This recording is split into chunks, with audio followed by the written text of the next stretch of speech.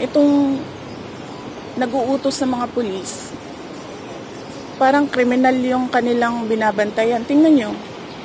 Para itong kikibuloy they were wasting 300 personnel para hanapin ang isang tao. They're wasting so much manpower dito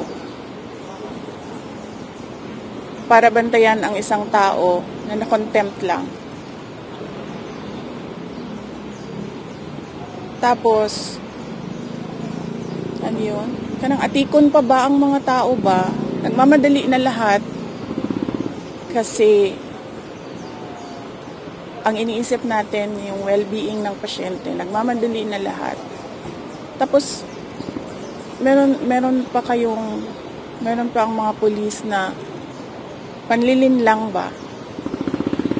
Sinabi na, sasakay sa ambulance ng St. Luke's. Sinabi na, pupunta sa St. Luke's. It's truly exasperating.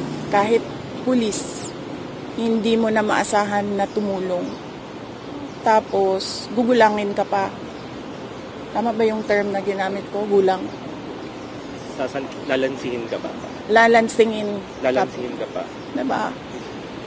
Saan papuntang tao? Saan?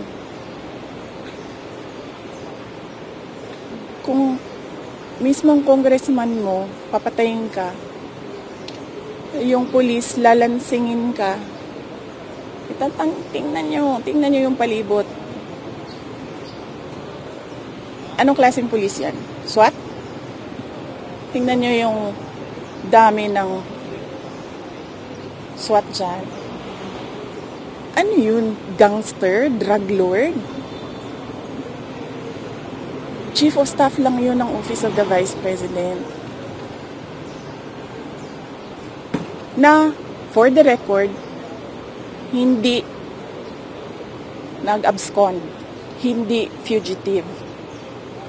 Nag-attend ng hearing, nagpa-detain to cooperate.